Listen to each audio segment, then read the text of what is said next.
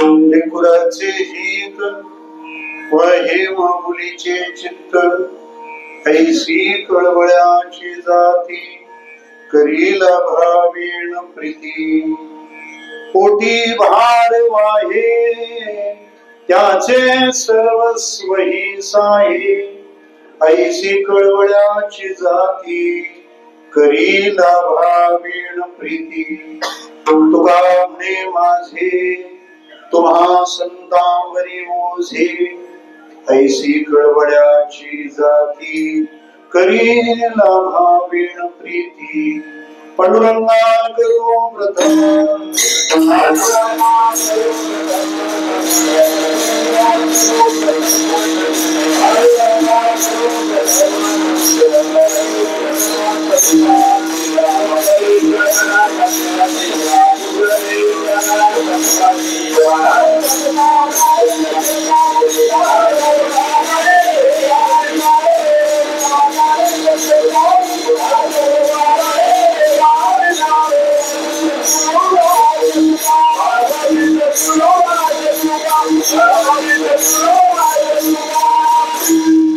कायमा जीवानी मानेल संतांसी रंजू चित्तासी आपल्या ओम नमो ज्ञानेश्वरा करुणाकरा दयाळा तुमचा अनुग्रह लादलो पावन झालो चराचरी सेवेला मी सेवक जाऊ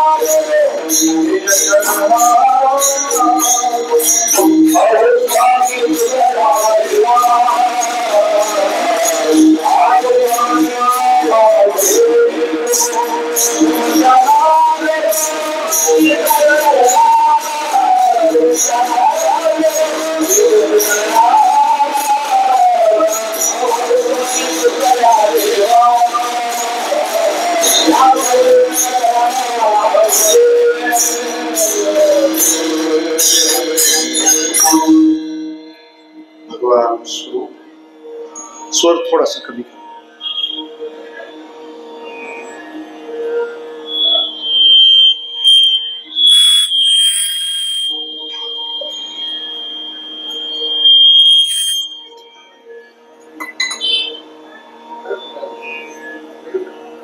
कराच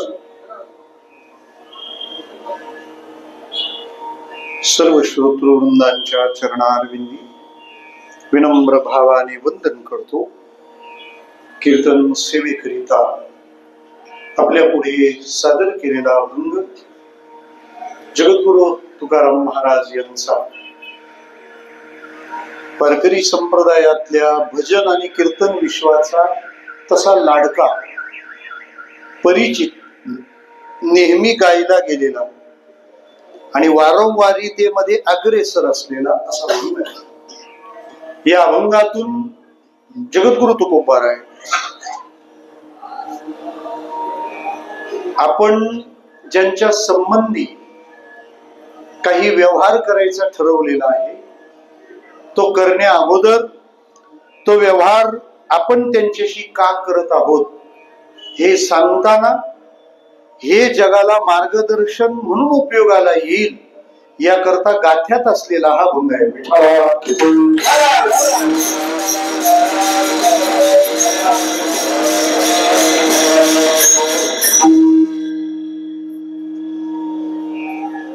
गायलेल्या अभंगाची अर्थपूजा बांधत असताना ज्या निमित्ताने समग्र आळंदी क्षेत्रात असं म्हणण्यापेक्षा आता 16 पंचक्रोशीत एवढा मोठा शब्द वापरावा लागतो. संतांनी काय केलं हे सांगणाऱ्यांच्या आक्रोशाला पंचक्रोशी हे उत्तर आहे. संपन्न होणारा हा माऊलींचा 728वा संजीवन समाधी सोहळा आहे.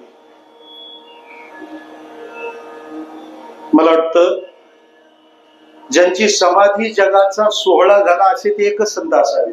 विठ्ठला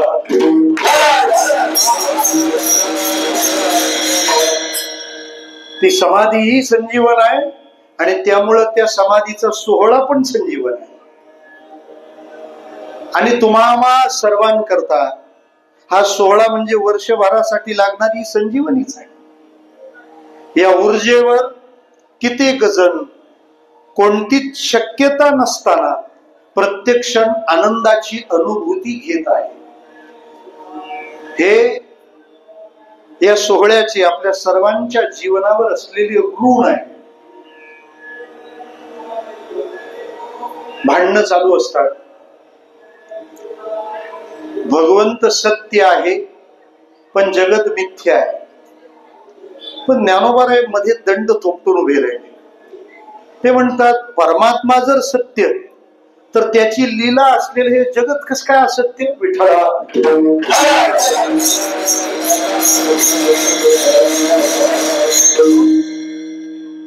त्यामुळे हे सुद्धा तो आहे म्हणून हेही सत्यच आहे. तसं ज्ञानोबारायांची समाधी संजीवन आहे, मग तिचा सोहळा का संजीवन नसणार महाराज. त्याचा अनुभव आपण सर्व घेत असतो. मगाशी मी म्हणालो की वारकरी रोजनिशी वापरतात, संसारी लोक कॅलेंडर वापरतात. फरक आहे थोडा.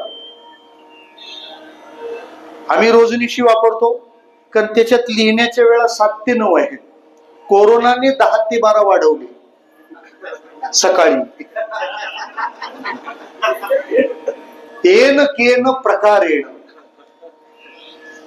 वर्षाकाळ नसताना सरिता वाढायला लागली. त्याला कोरोना काळ म्हणत असावे. पण त्याच्यावर लिहिताना संध्याकाळची कीर्तनं लिहिली जातात, रात्रीची लिहिली जातात, म्हणून त्याला रोज निशी म्हणत असावे. हा निशी शब्द दिननिशीतून आला असावा. त्यामुळे आम्ही त्याला रोज निशी कुठे जाणार ते कॅलेंडर वापरतात. आणि त्या कॅलेंडरवर फक्त सिलेंडर एवढीच नोंद असते. त्यांचं कॅलेंडर ते फार दुर्दैवी आहे.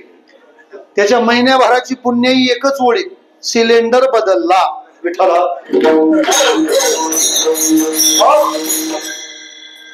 बदलावं त्यांनी पण आता.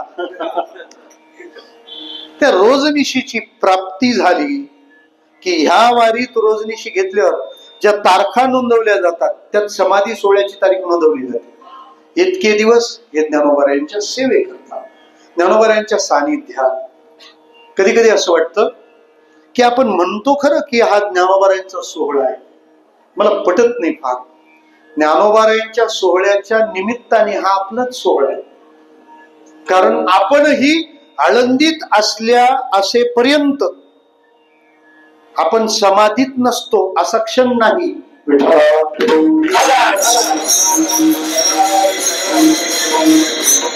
आळंदीच्या प्रत्येक माणसाला, प्रत्येक पावलाला समाधी जिथं लागते ती भूमिका उपलब्ध आहे. माऊली वर्णन करते, पुढील पैस पारुखे मागील स्मरावे ते ठाकी ऐसी सरीसीय भूमिके समाधी राही. या भूमीवर सर्वांनी फार प्रेम केले. वारकरी पंढरपूर पेक्षा कोणालाच मोठं मानत नाही. ते बाकीच्या ना ते म्हणतात मोजलेत आम्ही. वाराणसी गया पाहिली द्वारका परी नाही तुका पंढरीच्या. मला एकाने विचारलं पण सगळ्यात जास्त ट्रिपा महाराज लोकांच्या. मी म्हटलं अरे तसं नाही, ते प्रमाण कन्फर्म करायला जाऊ नये.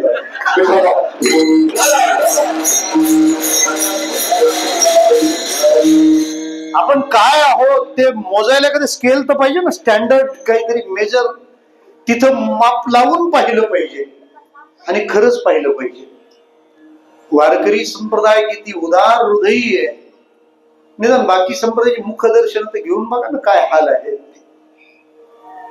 मला म्हणायचं इतकंच आहे की हा सोहळा आपल्या प्रत्येकाला आनंदाचा अनुभव देतो. पंढरपूर आम्ही मोठं मानलं, पण जेव्हा आळंदी दिसली तेव्हा पंढरपूर आम्ही थोडं साइडिंगला केलं. हो वैकुंठ पंढरपूर त्याहून थोर महिमा या. विशेष शिल्लक राहिला नाही. निळोबारे असल्यामुळे नील केला विठ्ठल.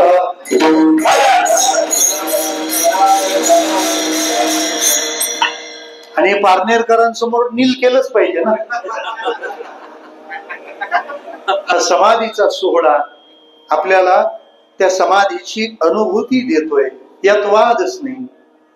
आणि अशा सोहळ्यात संपूर्ण आळंदीमध्ये भगवन नामाचा, संत चरित्राचा, संत कीर्तनाचा गजर होत आहे. आणि पुन्हा पुन्हा ज्या बोधावरून आपण मागे कुठेतरी सरकतो, दुःखाचा अनुभव घेतो, ही वारी आम्हाला पुन्हा त्या जागेवर नेऊन ठेवते. आणि ही ऊर्जा घेऊन पुन्हा त्या संसाराशी लढायला रात्री दिवस आम्हा युद्धाचा तो प्रसंग आहे. ती ऊर्जा इथून आपण घेऊन जात असतो. मग या वेळेला अशी सगळे एकत्र जमल्यावर करणार काय? अहो माहेराला जर 4-5 बहिणी एकदम जर मुक्कामाला 4-5 दिवसाकरता आल्या तर तिथं काय चालतं? बस तेच इथं चाललंय.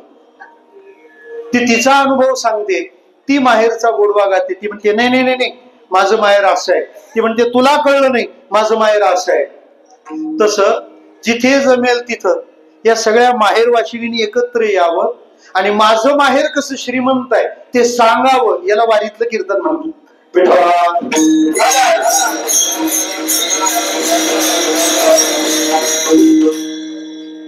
पण काही वेळेला वारीत अशी कीर्तन ऐकावी लागतात की असं वाटतं हे सासरचं कीर्तन चालू आहे. अरे एवढ्या आनंदाच्या क्षणाला आपण एकवटलोय, इतकी मिसमॅच फाईल कशी काय बनवली?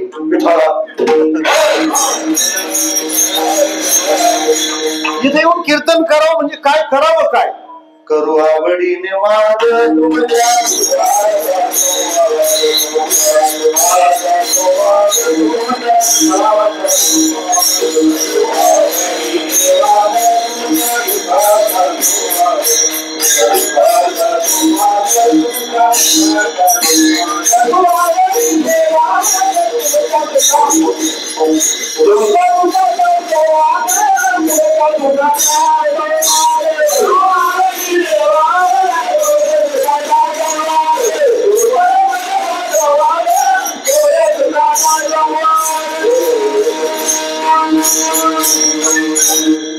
आवडीने वाद करू, तुमच्या सुखाचा संवाद करू. पण मग त्यांच्याशी वादात तर खरी मजा आहे.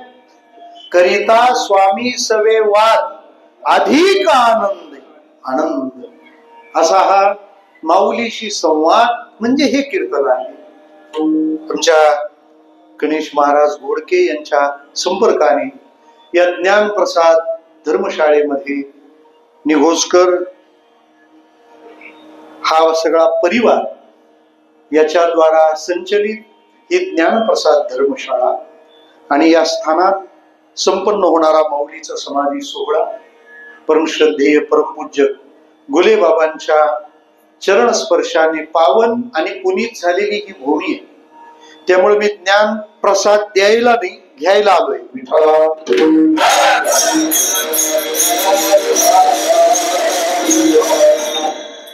अभंग जगद्गुरु तुकाराम महाराजांचा. हा अभंग संतपर प्रकरणातला गायला जातो. पण याच्या संबंधाने बोलताना, याची ओळख करून देताना हा नेमका कोणाच्या संवादातला आहे, काय आहे, कसं आहे, असे अनेक प्रश्न उभे राहतात. कारण या अभंगात तुकाराम महाराज बोलतात संतांशी. त्यांना आलेला अनुभव आहे स्वतःचा आणि सांगतात जगासमोर.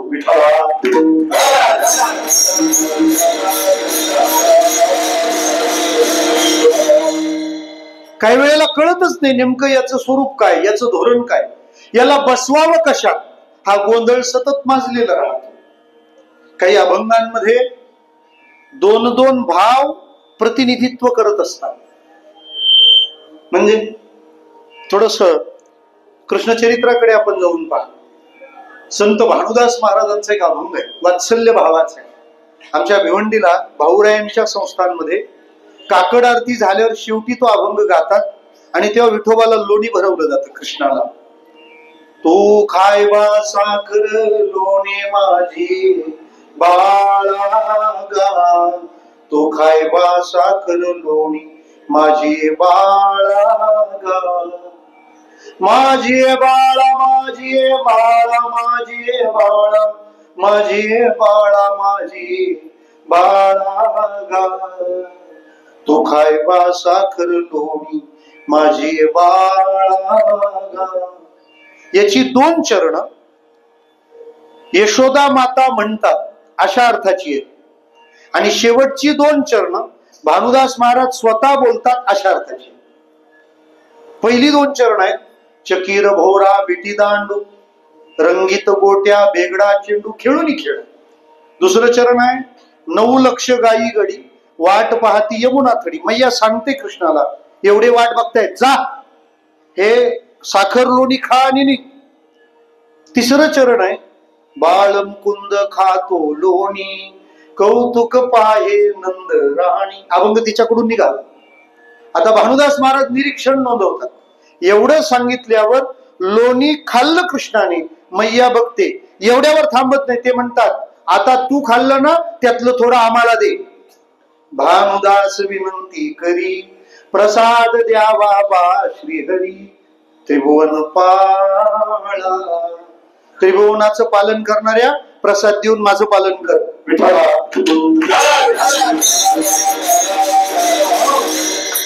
तसा हा अभंग संतांशी बोलणारा आहे.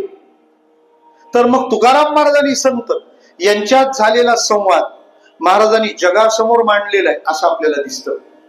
त्याचं कारण ज्या संतांची स्वभाव लक्षणं या अभंगातून मांडली आहेत, ती मांडत असताना तुकाराम महाराज फक्त संतांशी बोलतायत असं कुठंच वाटत नाही.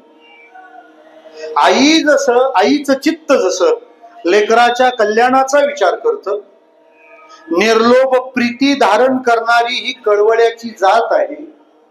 सगळं सहन करते, सगळा भार वाहते असे संत आहेत.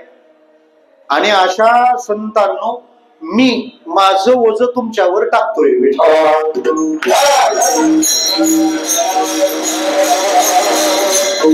हा अभंग मांडताना तुकाराम महाराजांना एकाच वेळी 3 कामं करायची. कोणती 3 कामं? पहिलं, आपल्याला जो अनुभव आलेला आहे त्याचा अनुवाद करायचा आहे. संत कसे आहेत मला कळले. दुसरं, मला ज्यांचा अनुभव आला त्यांच्याकडून आणखी काही अपेक्षा आहे, किंवा ते मला जसे वाटले त्यातूनच त्यांच्याकडून काय करावं हे माझ्या मनात जे स्फुरलंय हे मला त्यांच्या कानावर घालायचंय. तुका म्हणे माझे तुम्हा संतावरी होते. आणि हा चाललेला व्यवहार आपल्यात जो चाललाय तो आपल्या पुरता न राहता जगाला पण माहीत झाला पाहिजे, म्हणून ऐकायला जगही आहे हे ध्यानात घेऊन हा अभंग बोलले.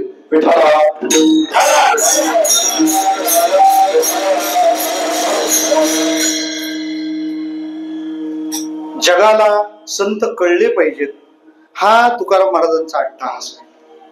त्याचं कारण या जगातल्या उद्धार इच्छिणाऱ्या प्रत्येक माणसाला, प्रत्येक जीवाला ज्या आश्रयाला दुसरा पर्याय नाही त्याचं नाव आहे संत. आपली परंपरा ही गुरुवंदनेशिवाय पुढे जातच नाही. तो नमस्कार पहिल्यांदा, मग पुढे पाहू. त्यामुळे जग देवमुखी असेल, भारत गुरुमुखी. तिथं त्यांनी काय म्हटलंय ते महत्वाचं आहे. नाहीतर आळंदीहून पंढरपूरला विठोबाला भेटायला जाताना ज्ञानबा तुकाराम भजन करणं तसं बरोबर नाहीये ना, असा कोणालाही सहज वाटेल. हे भेटायला विठोबाला चालले आणि म्हणतात काय ज्ञानबा तुकाराम, कारण आमचं म्हणणं आहे हे म्हटल्याशिवाय ती येत नाही.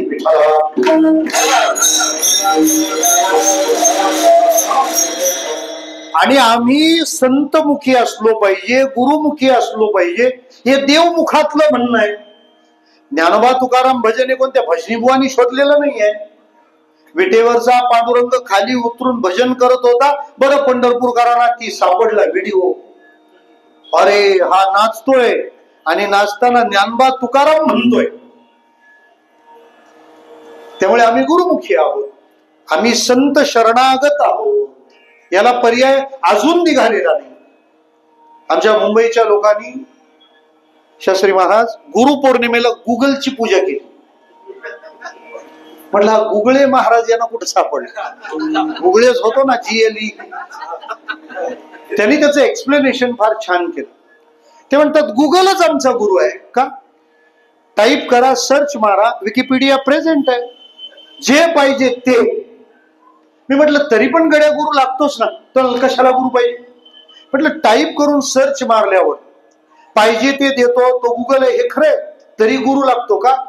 सर्च मारण्यासाठी टाईप काय करायचंय सांगणारा तो पाहिजे ना. कारण तुम्ही टाईप काय करणार, हे तुम्ही काय टाईपचे आहेत यावर अवलंबून आहे.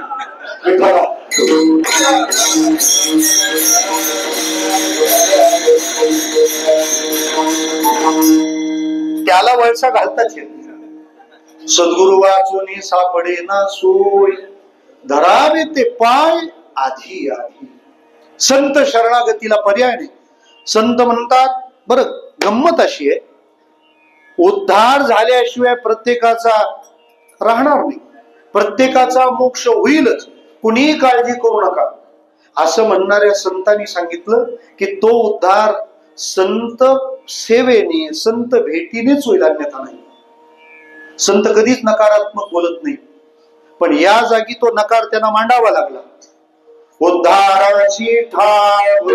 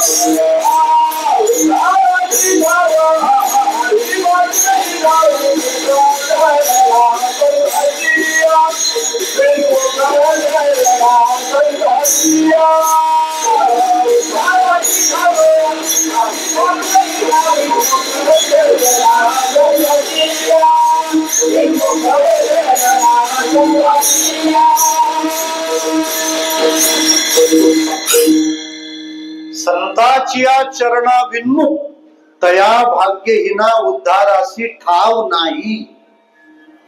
7-8 दरवाजे ज्यांचे उघडे आहेत त्यांनी ह्या जागी मात्र दरवाजा बंद ठेवला. संतांकडे गेल्याशिवाय होणार नाही. भेटलेला देव सुद्धा तुम्हाला हेच सांगेल, तिथं पहिलं जा. नाही तर पंढरपूरचा विठोबा पंढरपुरातच होता, पण तो समजून घ्यायला औंढ्या नागनाथला जाऊन यावं लागलं, सहन करावं लागलं. गोरोबा काकांनी डोक्यात थपटणं आपटलं होतं ना, राग आला होता नामदेवरायांना. पांडुरंगाकडे तक्रार घेऊन गेले, पांडुरंगाने सहानुभूती नाही दिली.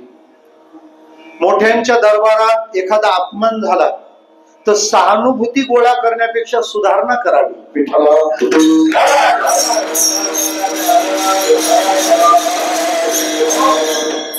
सुधारणा करणारे मोठे होतात, अपमानित झालेले जर सहानुभूती गोळा करत राहिले तर चिडचिडे होत, काही उपयोग नाही त्याचा, ते वाया जात. म्हणजे कच्ची राहिली तर लोणचं होतं कैरीचं, पिकले तर आमरस, जळक्याचं काय व्हायचं.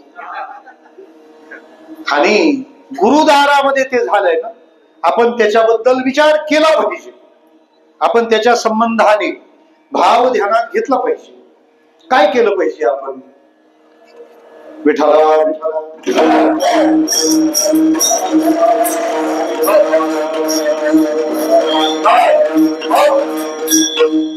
ते म्हणाले, बघू हा प्रश्न सोडवला पाहिजे आपण.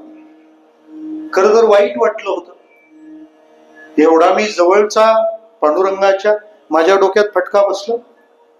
पांडुरंग म्हणाले काही इलाज नाही त्याला. त्यामुळे मला वाईट वाटलंय, आलाय तो औंढा गिळा, आणि लांब आहे तो आवडा गाठा, त्याला दुसरा पर्याय नाही. म्हणजे संत हे कंपल्शन आहे. मी तर म्हणतो ते कंपल्शन नाही महाराज, तीच वाट आहे, त्याच वाटेने जाता येईल. याला कोणी असा नियम समजू नये. ती सुविधा आहे, ती सोय आहे, ती सोय. मतदान हा नाईलाज आहे का लोकशाहीचा सण आहे? बहिणीनो बोला.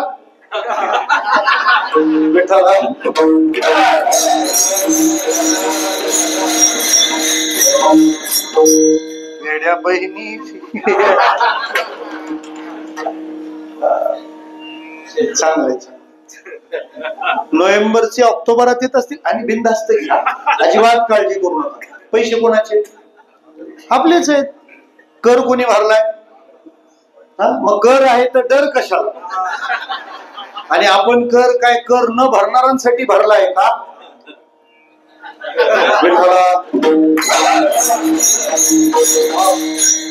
तुम्ही दमून आले, तुम्ही कुठे जीएसटी लावायची? मतदान हा आनंद आहे, सण आहे, आणि तो छान साजरा केला.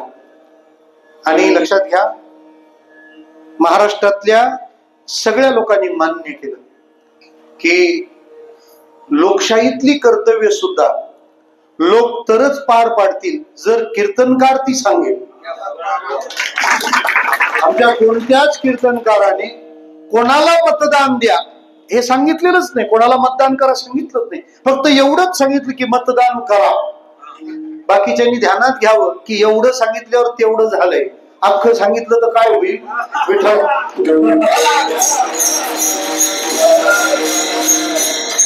काय नाही, आमचे कीर्तनकार एवढंच बोलत, फक्त मतदान करा. आणि महाराज हा सगळ्यांच्या मेहनतीचा परिणाम आहे. कोणाच्या 10-15 मिनिटाच्या व्हिडिओनी एवढं होत नसतं. विठ्ठल नेमकं श्रेयाच्या वेळेलाच कुस्त्या फार होतात ना, त्याच्यामुळे काम करणारे बाजूला पडतात. उलट आम्ही असं म्हणू की हे काम आमचं कधीच चाललं होतं, जाता जाता तुम्ही पण आले, तुमचं स्वागत आहे.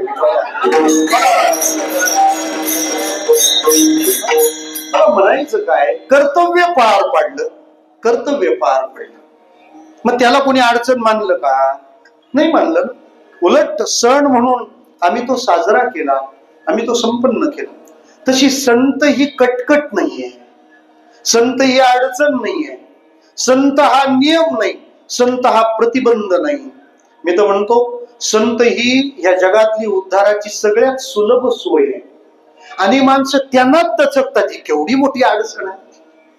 आमचे गुरुजी म्हणायचे, जिथं सगळ्यात मोकळं सगळ्यात स्पष्ट बोलता येतं ती जागा म्हणजे संत. विठ्ठला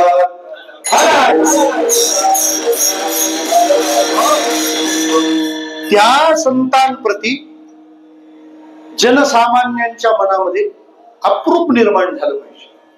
त्यांना ते मोठे वाटले पाहिजेत, त्यांना ते जवळचे वाटले पाहिजेत, हे लोकांनी ऐकलं पाहिजे. अशा रीतीचं बोलणं महाराजांचं संतांशी सुरू आहे.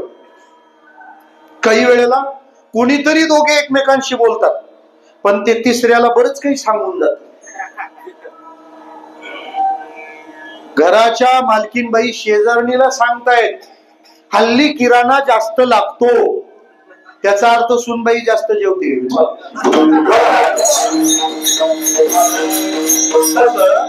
संत लेकराचं हित वाहणारे आहेत, त्यांची कळवळ्याची जात निर्लोभ प्रीतीची आहे. ते सगळं ओझं घेतात. मी पण माझं ओझं तुमच्यावरच टाकतो, हे आपलं म्हणणं लोक ऐकतील आणि ते सुद्धा आपल्यासारखा निर्णय करतील, हा हेतू त्या भागात आहे.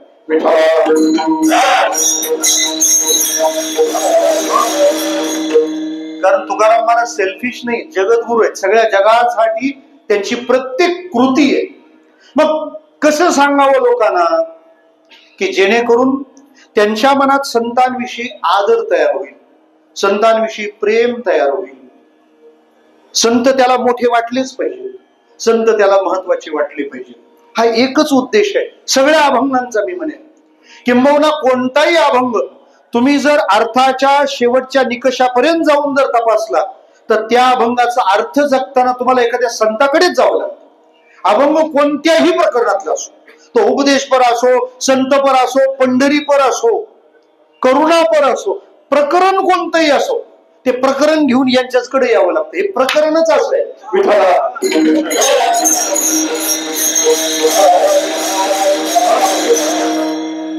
नामदेवरायांना आश्चर्य वाटलं असेल, समोर पांडुरंग आहे, तो समजून घ्यायला कुठं जाऊन यायचं? कुठं जाऊन यायचं? औंढ्या नागनाथला जाऊन यायचंय.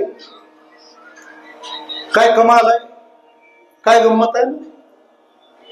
एक जण चेक घेऊन आला बँकेत, तर म्हणाला मला विड्रॉल करायचंय, हे घ्या. ते म्हणाले चेक द्या, पण लगेच पैसे मिळणार नाही. ते म्हणाले का? हा चेक हेड ऑफिसला जाईल, तिथून तो क्लिअर होईल, मग तुम्हाला पैसे. तो अकाउंट माझं आहे, पैसे माझे आहेत, मी इथं आहे, तरी पण मग ते असे हेड ऑफिसला जाऊन येणं कंपल्सरी आहे का? तो बँकवाला स्टेट बँकवाला नव्हता, त्याने थोडासा वेळ द्यायचं ठरवलं त्याला. म्हणजे इथं कुणी असेल तर ते सुस्वभावी समजावे, आणि तसं नसेल तर दुरुस्ती करा असा निरोप समजावा. जाऊ द्या, त्यांची बँक स्टेट आहे, तर आपलं बोलणं पण स्ट्रेटच आहे ना, काय होईल? स्टेटमेंट समजा पाहिजे. तो म्हणाला मी इथं, माझं अकाउंट इथं, माझा चेक आहे, द्या पैसे. तो तसं नाही. ते म्हणाले का, समजा तुम्ही स्मशानभूमीच्या दारात ऍक्सिडेंटने मेले, ऍक्सिडेंटने स्मशानभूमी समोर मेले, मग तुम्ही स्मशानभूमी जवळ, मी इथून उचलून लगेच पेटवाल का? पेटवलं जाईल का? तुम्हाला इथून घरी नेलं जाईल, आंघोळ केली जाईल, आणि मग परत आणून इथं पेटवलं.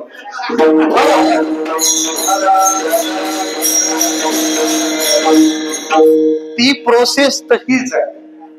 त्यामुळे समोर पांडुरंग विटेवर आहे, पण तो समजून औंढ्यातून घेऊन मगच इथं, मग जमलं सर्वाभूती पाहिजे. म्हणजे संत ही अत्यंत आवश्यक बाब आहे. कसं करावं, लोकांच्या मनात कसं प्रेम निर्माण होईल? तुकाराम महाराजांनी लोकांच्या मनातलं संतांचं आकर्षण वाढलं पाहिजे, संत सद्भाव त्यांच्या अंतःकरणात असलंच पाहिजे. जुने पुराण, जुनी उदाहरण, अनेक दाखले सतत शोधून ठेवलेत संतांनी आपल्या समोर. बघा हे असं आहे, बघा हे असं आहे, बघा हे असं. संत किती महत्वाचे, वेळोवेळा सांगितले. संताचा कोणताही अवमान देव सहन करत नाही. महाराज, चुकणार स्वतःचा पोरगा असलं तरी शिक्षा आहे. संत अवमान चालत नाही. कृष्णाच्याच मुलांच्या हातून गडबड झाली. यादवांची पोरं असं केव्हापासून करतात काही कळत नाही.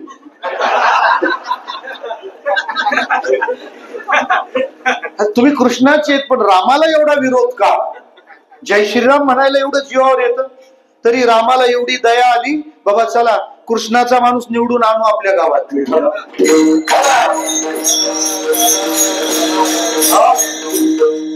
पण अयोध्यावाले परत नकारात्मक झाले. त्यांना माहितीच नव्हतं सायकल वाले के पीछे पंचर वाला भी आता है.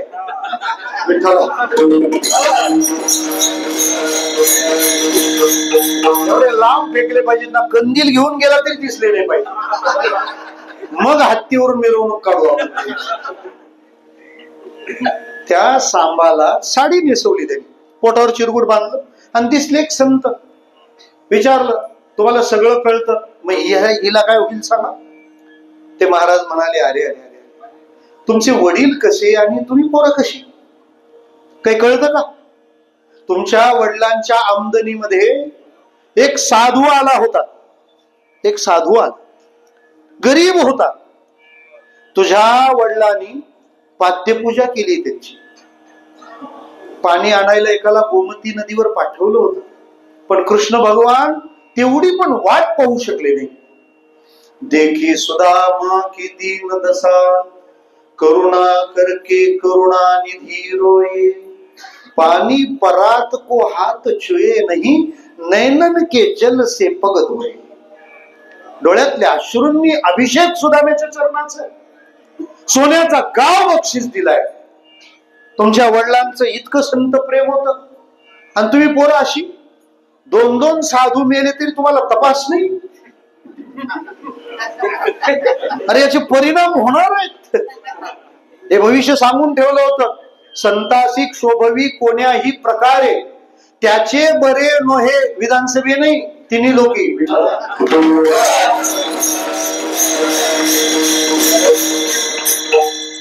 महाराज ती चिडले. ते म्हणाले तुम्ही मस्करी करता, आमची मस्करी करता, आमची मस्करी करता. शरादपी नाही तरी शापादपी आहोत. लक्षात घ्या, नामो निशाण मिटेल तुमचं. काय मुसलम कुलनाशनम. एकादश स्कंदात ही शापवाणी आहे. पहिल्या अध्यायात विप्र शापो नाम प्रथमोध्याय. नामो निशाण मिटेल. आणि खरं तसंच झालं. नाम नाही निशाणी राहिलं नाही विठ्ठल.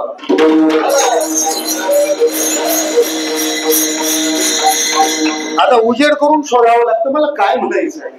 किंवा संत हे या प्रकारचं जीवन आहे, फार सांभाळावं लागतं. ते भेटले ना, भाव जर आपला फार टिकत नसेल तर थोडा वेळ तिथं थांबा, पण त्यांच्या सानिध्यात असताना पूर्ण सशक्त राहावं लागेल. कारण ते अद्भुत आहे. संतावर इतका जीव आहे त्याचा. तुम्हाला त्याची पुढची गंमत सांगतो. हे तर सगळे यादव भांडून घालवले. शापवाणी काय होती? मुसलम कुलनाशन, सगळ्या कुळाचा नाश. माझा पुढे सांगतो. उद्धव पण यादवच होता. संताचा शाप खोटा ठरू नये म्हणून आखी सगळी पोरं संपवली. सगळी पोरं संपवली पण त्यातला संत ठेवला.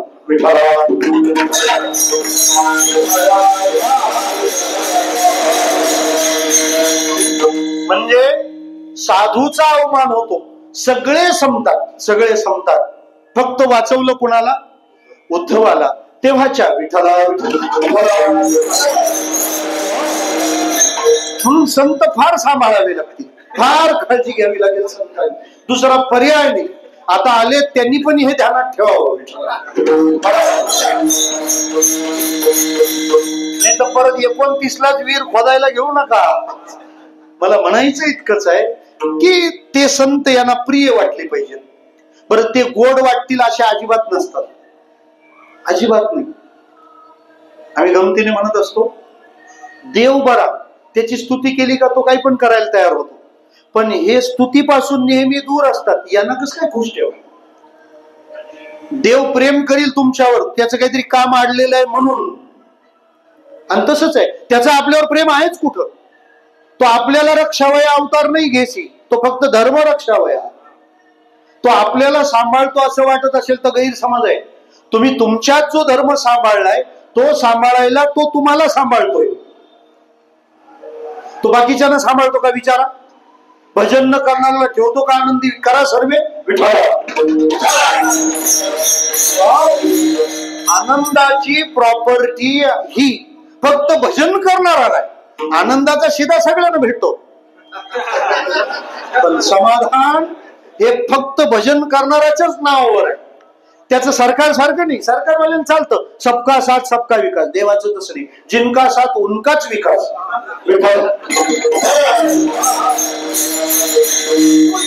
यांना कसं काय प्रसन्न करावं, यांना कसं काय मिळवावं, यांना कसं प्राप्त करावं.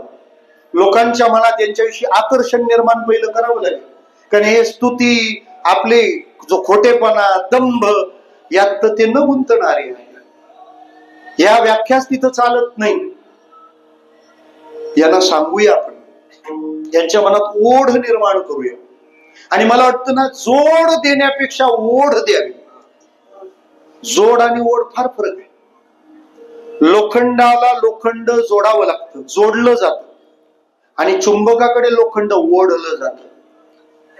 सक्ती हा प्रपंचातला प्रांत आहे. परमार्थातल्या प्रांतात आसक्ती असावी लागते. नारद मुनींनी 84 भक्तिसूत्र सांगितली. मला ते 84तून सुटायला ते 84 सांगितले. त्यामध्ये भक्तीचे एकादश आयाम मांडले आणि त्यातल्या प्रत्येक आयामाला एक नाम दिलंय. आसक्ती, गुणमहात्म्यासक्ती, रूपासक्ती, दास्यासक्ती, कांतासक्ती. प्रत्येक ठिकाणी आसक्ती शब्द वापरला. ओढ निर्माण झाली पाहिजे. पुढचं सोपं असतं. कीर्तनाला बळच कोण आणलाय ते कळतो का? तो एकनाथ महाराजांचा अनुयायी असतो, तो तिथं आल्यावर पण शोधतो खांब दिला भागवत, आणि तो खांब दिसला का तिथंच भागवत विठ्ठला.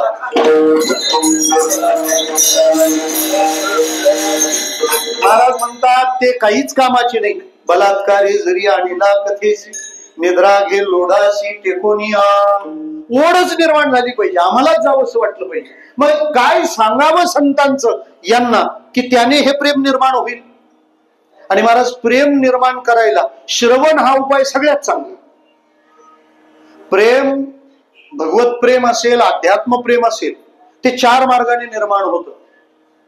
पहिलं पुण्याईनं, दुसरं ते प्रेम ज्याच्यात निर्माण झाले त्याच्या संगतीने, तिसरं आपल्या परंपरेत ते असेल तर, आणि चौथं श्रवणानं.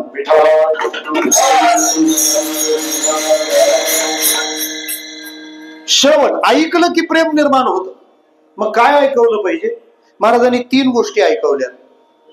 यांना स्वरूप ऐकवलं संतांचं, यांना सामर्थ्य ऐकवलं, यांना स्वभाव ऐकवला. मला वाटतं लेकुराचे हित वाहे माऊलीचे चित्त, त्यांचं चित्त याने व्याप्त आहे, हे स्वरूप आहे. कळवळ्याची जाती हा स्वभाव आहे, आणि सगळा भार पोटी वाहतात, सर्व सहन करतात. मला वाटतं सगळा भार व्हायला लागतं ते त्यांचं सामर्थ्य आहे, आणि म्हणून त्यांच्यावर ओझे वाहण्याचा यांनी संकल्प केला. संत यांना कळलेच पाहिजेत, हा आग्रह आहे. आणि कळण्यासाठी 3 गोष्टी सांगाव्याच लागतात. श्रीमद भागवताच्या महात्म्यामध्ये व्यासांनी जे मंगल केलंय, नमन केलंय, सच्चिदानंद रूपाय विश्वोत्पत्त्यादि हेतवे तापत्रय विनाशाय श्रीकृष्णाय वयं नमः. त्यामध्ये सच्चिदानंद रूपाय हे स्वरूप आहे, विश्वोत्पत्त्यादि हेतवे हे सामर्थ्य, आणि तापत्रय विनाशाय हा स्वभाव. 3 गोष्टींनी माणूस क्लिअर होतो. जाऊ द्या, जड नको, सोपं समजतो. तुम्ही जे डॉक्युमेंटल करताना स्वतःच, ते सुद्धा स्वरूप, सामर्थ्य, स्वभाव असंच असतं. तुमचं आधार कार्ड म्हणजे तुमचं स्वरूप आहे, तुमचं पॅन कार्ड म्हणजे तुमचं सामर्थ्य आहे, IT फाईल, आणि तुमचा पासपोर्ट म्हणजे तुमचा स्वभाव.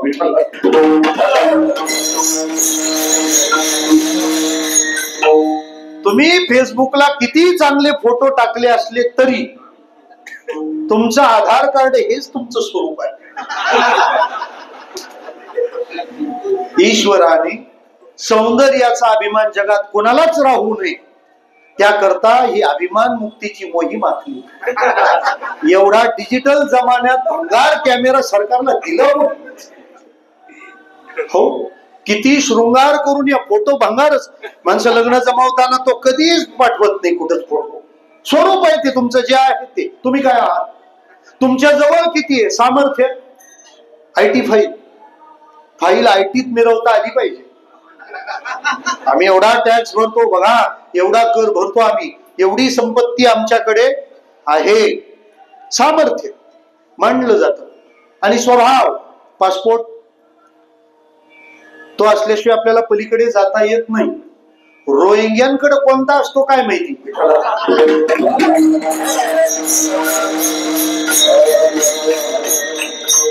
त्यांना चीन जवळ होत, ते बांगलादेश ओलांडून भारतात आले, म्यानमार मधून काढून दिले. विराथू नावाचा एक बौद्ध साधू उभा राहिला आणि सगळे काढून दिले. मला वाटतं आहे ना, घर सोडलेलेच लोक घर चांगली सांभाळू शकतात. देशाला चांगला न्याय तेच देऊ शकतात.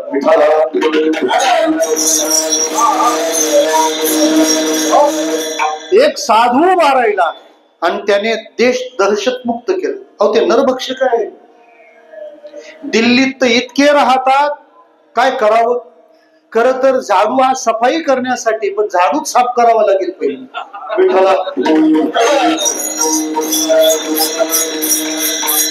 कळतच नाही दिल्ली याच्यासाठी. दिल्ली काय ना, ते तिथून इकडं आले आणि इथं गोंधळ घातला. पासपोर्ट असल्याशिवाय तुम्हाला जाता येत नाही. आता बरेच देश आपल्याला सुविधा देत आहेत. मला वाटतं नेपाळला लागत नाही, भूतानला लागत नाही पासपोर्ट. वोटिंग कार्डवर जाऊन येऊ शकता. भूतानमध्ये जायला तसं काहीच लागत नाही.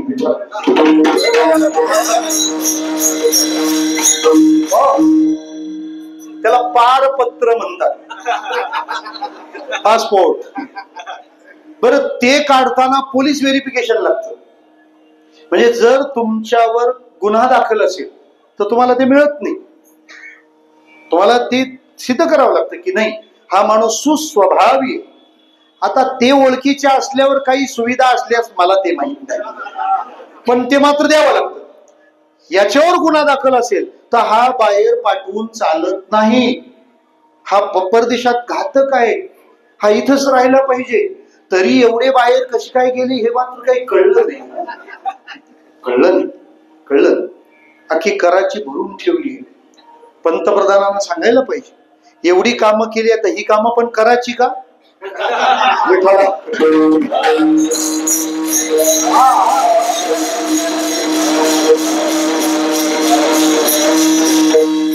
आपलं काय चाललंय, मला म्हणायचं इतकंच आहे की स्वभाव कळला पाहिजे.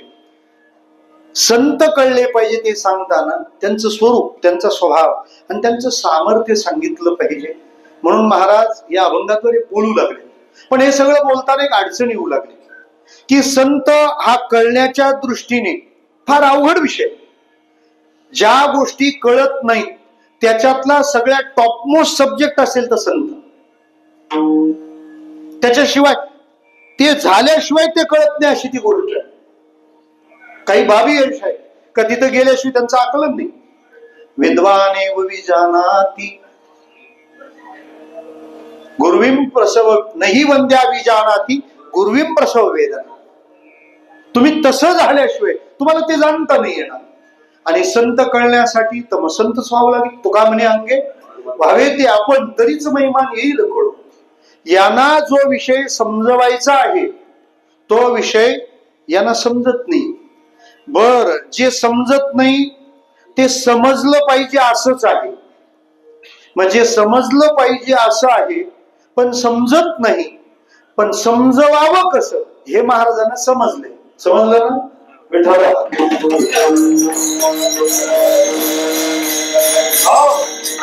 तरी बरा फराळ नंतर आहे.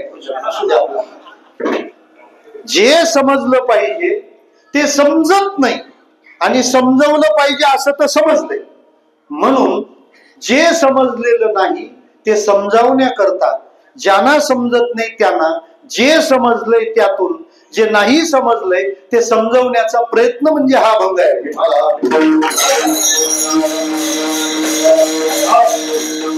माता ज्यांना समजवायचं आहे त्यांना काय समजलेलं नाही आणि समजवण्यासाठी जे समजवायला घेतले त्यातलं काय समजलेलं आहे हे तर समजलंच पाहिजे ना.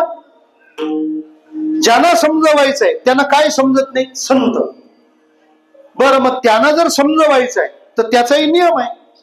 ज्याला जे समजवायचं आहे ते जर समजत नसेल तर त्याला जे समजलेलं आहे ते समजावूनच त्याला न समजलेलं समजवायचं असतं. समजलं विठ्ठला? मग आता असं काय आहे का जे जीवाला समजलेलं आहे आणि त्याच्याद्वारे ते समजणार आहे जे त्याला समजलेलं नाहीये. जाऊ द्या, ऐका. नातवाने आजोबाला विचारलं टेरेसवर नेऊन, काय मला चंद्र बघायचा आहे. तो म्हणाला पण आता शरद ऋतू तर गेला. तो नाही पण बघ ना. कारण आता हेमंत ऋतू लागला असं.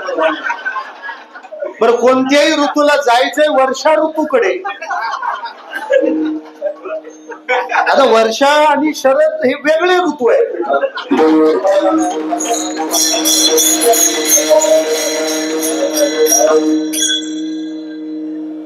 गेले टेरेसवर. जाऊ दे.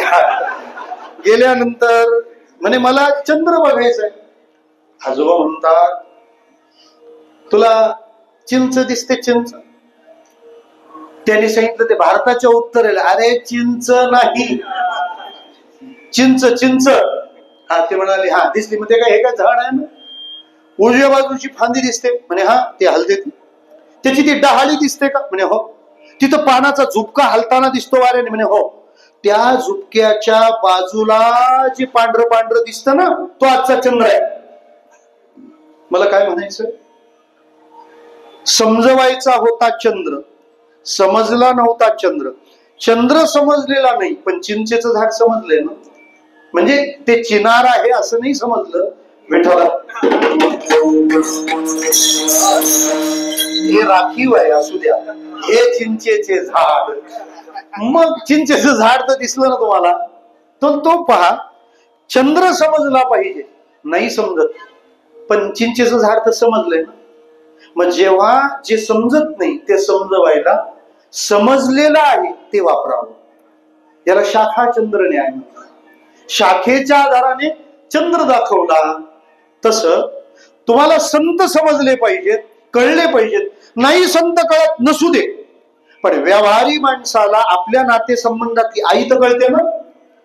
जर आई समजलीये, तिचं प्रेम समजलंय, तर मग संत म्हणतात तुम्हाला आईचं प्रेम जर अनुभवलंय, समजलंय, तर मग तुम्हाला संत समजायला सोपे जातील. का? संत देखील तसंच आपल्याशी व्यवहार करतात जशी आई करते. मग आई व्यवहार कशी करते? पहिल्या चरणापासून.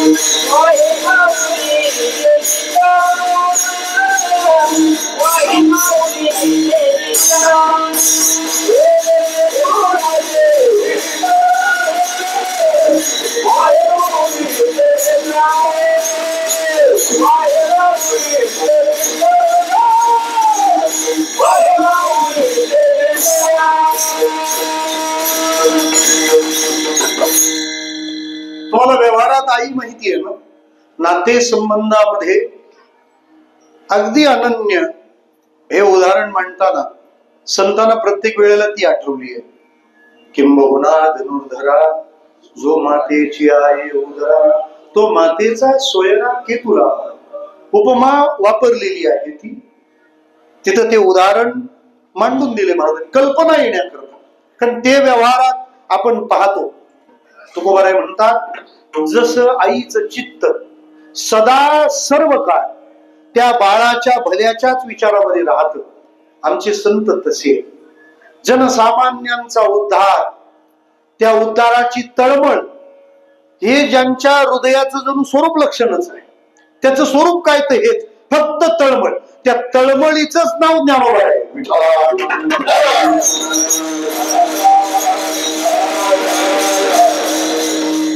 त्या आईला दुसरा विषयच नाही, तिच्या मनात दुसरा विचारच नाही. तुकार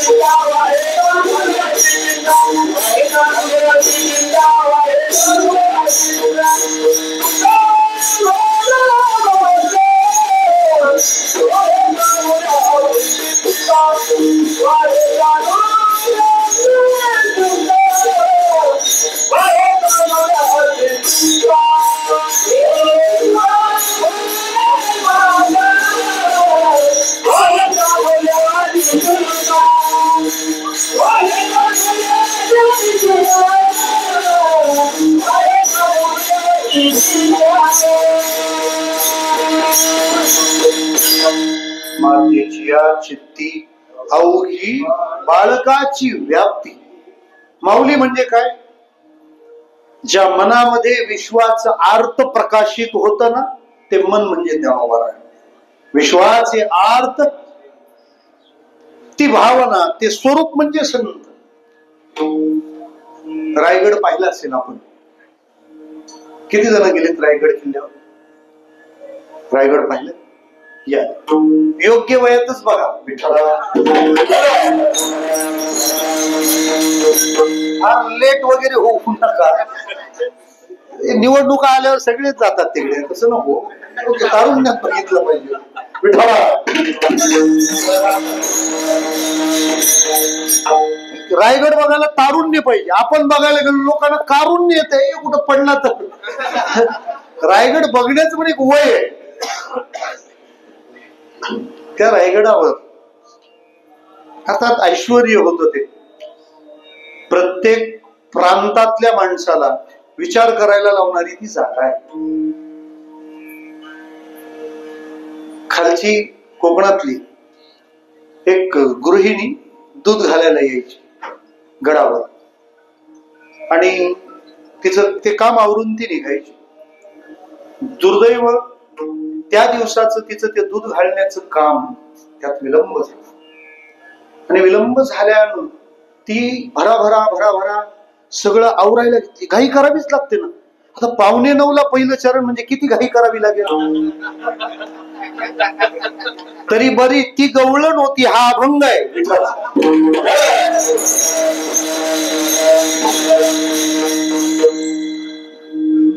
ते घाई करू लागली, पण योग असा ते सगळं आवरून आली, पण काही उपयोग झाला नाही. त्या महादरवाजात आली. किल्लेदारांनी सांगितलं, बाई 1 मिनिटाचा उशीर झाला का? दार बंद झालं, आता उघडलं जाणार नाही. आणि नियम असा होता, छत्रपती जरी तिथं आले तरी एकदा बंद झालेलं दार हे दुसऱ्या दिवशीच्या सूर्योदयाशिवाय उघडलं जाणार नव्हतं. नियम तेव्हाच कठोर राहतात जेव्हा बनवणाऱ्याकडून पाळले जातात.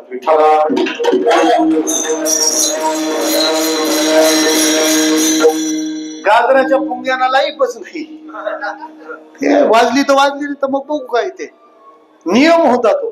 ते म्हणाले शक्य नाही. त्या गवळणीने सांगितलं, अहो आमच्याकडे लांडग्या तरसांचा वावर आहे. मी माझ्या बाळाला माझ्या झोपडीत झोळीत ठेवलंय. काही अनिष्ट होईल असं माझ्या मनात येतं. मी आपल्याला हात जोडून विनंती करते, तेवढं दरवाजा उघडून मला जाऊ द्यावं. त्यांनी सांगितलं, काही झालं तरी हे होणार नाही. तुम्ही इथून ही विनंती थांबवा. ती बेचैन झाली, सैरभैर झाली. बरं, गडावरचा दरवाजा बंद आहे, ती आत आहे म्हणजे सुरक्षित आहे. काळजी करण्याचं कारण नाही. उलट तिला अंधार पडत चाललाय.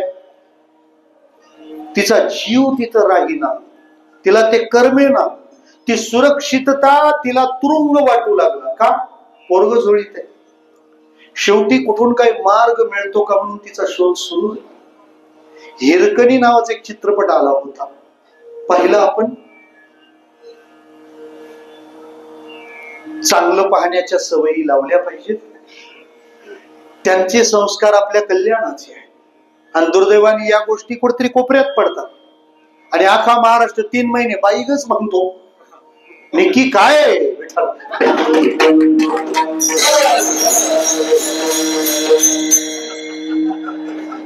मला वाटतं आपल्या घरात काय चाललंय हेच महत्वाचं आहे.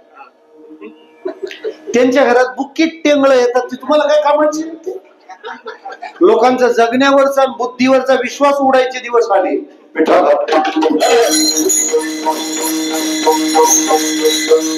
कोणी जात, कोणी मोठं होतं, कोणी काही करत. हा मोठा बुद्धिवाद्यांच्या कोशात मोठा उभा राहिलेला प्रश्न आहे हा. ते तळमळायला लागले. कुठून मार्ग मिळतो का? बाहेर पडता येतं का? प्रयत्न तिचे सुरू झाले. परंतु रायगड आहे, ताशिवकडे होते. वाऱ्याला सुद्धा जिथं घुसायला वाव ठेवला नव्हता. वरचं पाखरू देखील खाली जाऊ शकत नाही. बसकनीत गरुडासारखा पंख पसरून बसलेला तो रायगड होता, राजधानी म्हणून निवडलेला. मला वाटतं महाराष्ट्रात तशी जागा नसावी म्हणून तो किल्ला आणि ती राजधानी तिथं होती. कारण अख्खा महाराष्ट्र छत्रपतींच्या पूर्ण नजरेत आहे. कारण त्यांच्या मामाचं गाव विदर्भात आहे, वडिलाचं गाव मराठवाड्यात आहे, वाढणं पश्चिम महाराष्ट्रात आहे आणि राजधानी कोकणात आहे.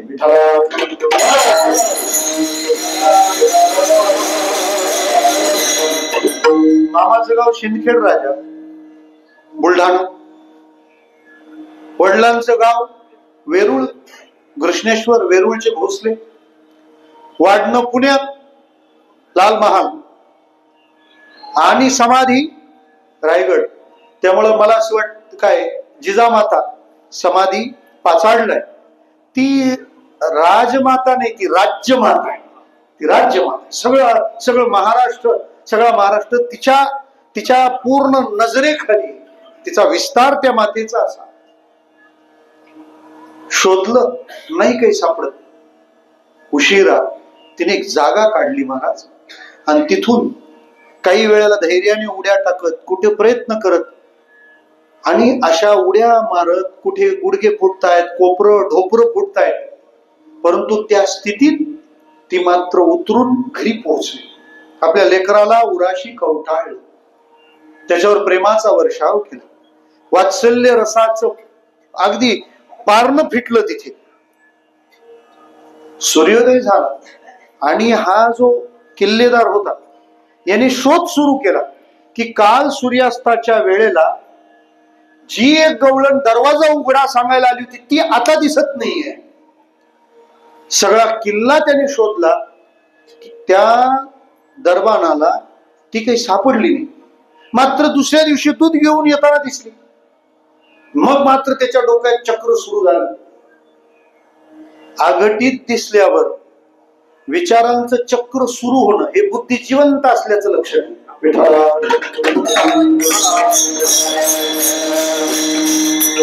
आपल्याला प्रश्नच पडत नाही ना आपण प्रश्नात पडत नाही, त्यामुळे आपले प्रश्न तसेच पडले. प्रश्न पडला पाहिजे. मी 7 ते 9 कीर्तनाला येऊन बसलोय, ही ताडपत्री 7:45 वाजता कुणी झाडली हा प्रश्न पडला पाहिजे. 9 वाजता कीर्तन झाल्यावर 9:15 माझी पंगत मी जो जेवतोय हे बनवणारा कोणतरी 4 वाजल्यापासून बिलगलेला आहे कामाला, हे प्रश्न पडलेच पाहिजे. तिला विचारलं, ती म्हणते मी खाली गेली होती. ही वार्ता शिवरायांपर्यंत पोहोचली. स्वतः छत्रपती आले आणि त्यांनी तिच्याकडून तो खुलासा केला. ती जिथून उतरली होती ती जागा दाखवली. महाराज त्या जागेवरून खरंच वारा जाऊ शकत नव्हता, पण ती माता तिथून उतरून लेकरापर्यंत गेली. राजांनी विचारलं, हे माऊली तुझं नाव काय सांगशील? त्याने सांगितलं मला हिरकणी म्हणतात. राजे म्हणाले, आज हा बुरुज आजपासून तुझ्या नावाने ओळखला जाईल. रायगडावरचा तो बुरुज आज हिरकणी बुरुज म्हणून ओळखला जातो. हे मला का सांगायचं आहे ते आपण ऐका. देवाच्या वैकुंठाच्या किल्ल्यामध्ये संत नावाची आई सुरक्षित होती ना, पण तिचा जीव गुंतलाय. संसाराच्या कचाट्यात माझी लेकरं सापडलेली आहे. परत तिथून खाली आपल्यात येऊन त्यांनी काम करायचं म्हणजे फार कठीण काम आहे. आपल्यात साधूने राहणं, साधूने आपल्यासोबत थांबणं म्हणजे त्यांच्या डोक्याला फार त्रास आहे.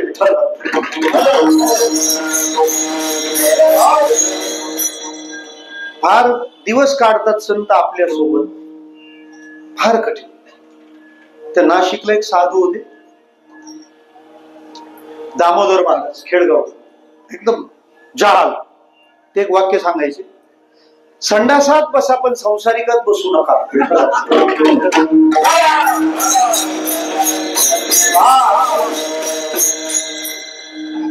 आता प्रश्न पडतो ना, विठ्ठल बाबांनी किती सण केला असेल आपलं विठ्ठल.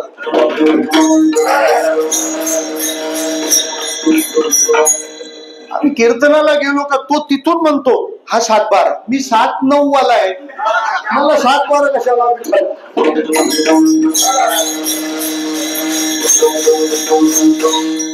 त्यामुळे त्यांना आपल्या द्यायचं म्हणजे तो रायगड उतरून येणंच आहे. पण त्यांना माहितीये जर आपण यांच्यात गेलो नाही तर यांचं काही खरं नाही. मला असं वाटतं ती आई जशी लेकराचा विचार करून सगळ्या सुविधा त्यागून त्या लेकरापर्यंत पोहोचते, आमचे संत तसेच आहेत नाही का? त्यांना रमत नाही, ते म्हणतात हे तुझं वैकुंठ, आम्हाला काहीच काम नाही. देव सांगतो की तिकडं लोकांमध्ये गेल्यावर त्रास होतो, होऊ दे त्रास, आम्ही त्यांच्यात गेल्यावर त्यांच्याकडून आम्हाला दुःख होतं असं तू बघू नको, आमच्याकडून त्यांना जे सुख होतं ना त्याच्यासाठी आम्ही जातो.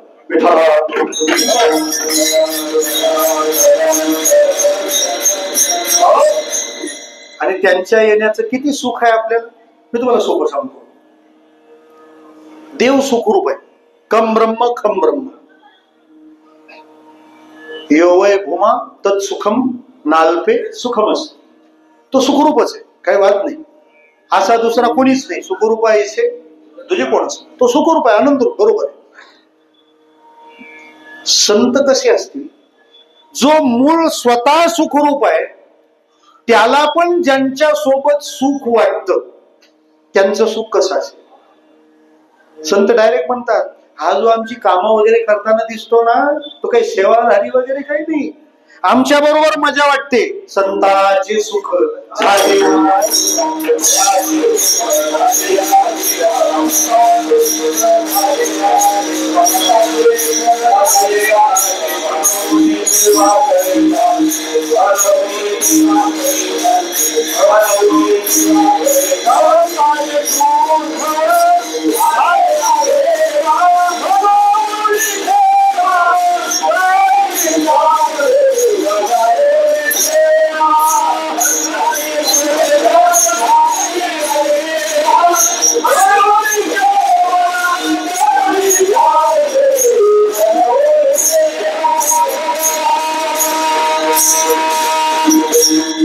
या संतांचे देवा सुख झाले म्हणून त्यांची सेवा करी.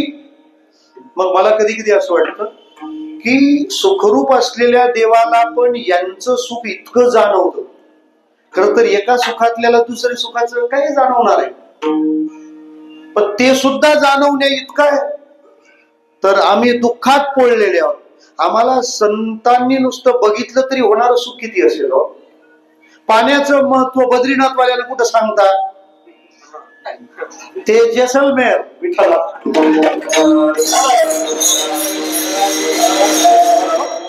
पण हे सुख इतकं आहे की सुखरूप देवाला पण जाणवलं. सुखरूप काही सुख काही दुःख फार जाणवतं. लग्नाचा खर्च, लग्न कोणाचे असो त्याला ते जाणवतं. जिओ त्याच्यामुळे महाग झाला. कोणी किती श्रीमंत असो ना, लग्नाचा खर्च माणूस काढतोच.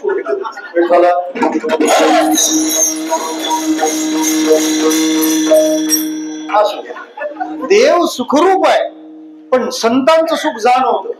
मग ते भेटले, ते दिसले. महाराज काय वर्णन केलंय माऊलीने, भेटताची हरीशिव. ते भेटले, सगळा शिनभाग निघून गेला.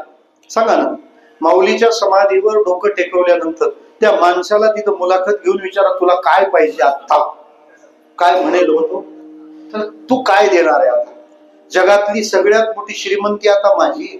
माऊलीच्या समाधीवर मस्तक.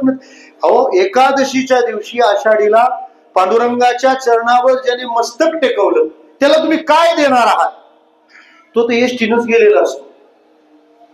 तिथं रेंज रोवर वाल्याची लाळ गळते त्याच्याकडे बघून. तो कॉलर वगैरे अशी एकदम, तो कोणालाच भीक घालत नाही त्या दिवशी. तो एकच ऍटिट्यूड, काय आपल्याला दर्शन झालं एकदम, बाकी त्याच्याकडे पाहत बसतात. ते त्याला विचारतात तू कसं काय आलास, तो म्हणतो एसटीनेच आलो. ताई लोकांनी थोडीशी जागा ठेवली होती, तिकीट काढणाऱ्यांना थोडी, आता काही दिवसांनी येईल पुरुषांसाठी राखीव.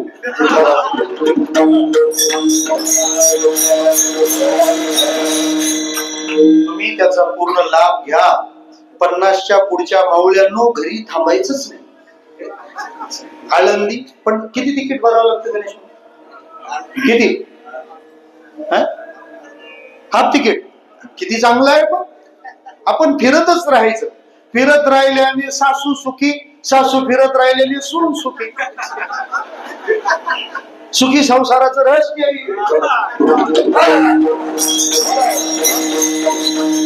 ही तुळजापूरचं स्टेटस ठेवते आणि ही स्टेटसला लिहिते फिलिंग व्हेरी हॅपी. तिला विचारलं रिझन, सासू कोण. मला म्हणायचं काय, त्या दिवशी तो म्हणतो माझ्यासारखं कुणालाच नाही. तात्पर्यानं सांगणं इतकंच आहे की त्या संतांचं सानिध्य, त्यांचा सहवास, या सगळ्या गोष्टी आमच्याकरता सुखकारक आहेत. आणि ते सुख द्यायला ते हे सर्व पत्करतात. आणि हे सगळं पत्करण्यामध्ये त्यांचा कोणता स्वार्थ नाहीये. लेकराचे लळे जशी आई निस्वार्थ भावनेने पुरवते, संताचा कळवळा त्या जातीचा आहे.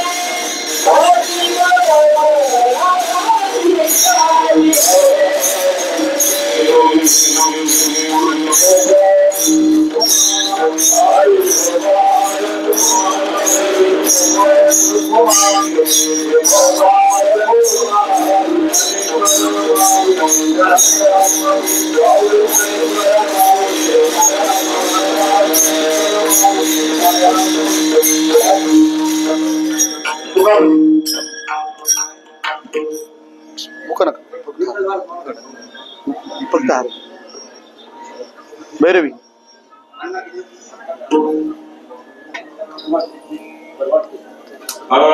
तुका म्हणे माझे, तुका म्हणे माझे, तुका म्हणे माझे, तुका म्हणे माझे, माझे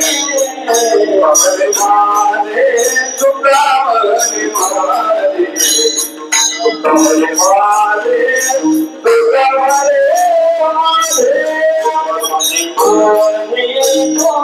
म्हणे माझे,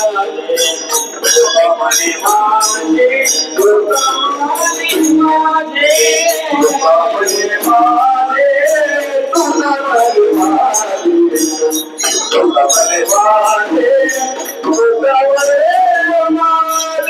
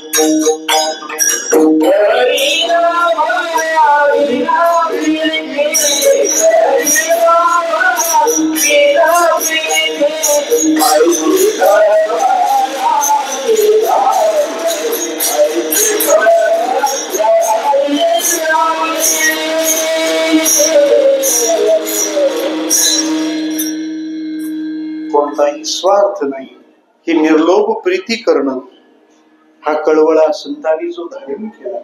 येतो हिताचा कळवळा, पडती हाती म्हणून काळा.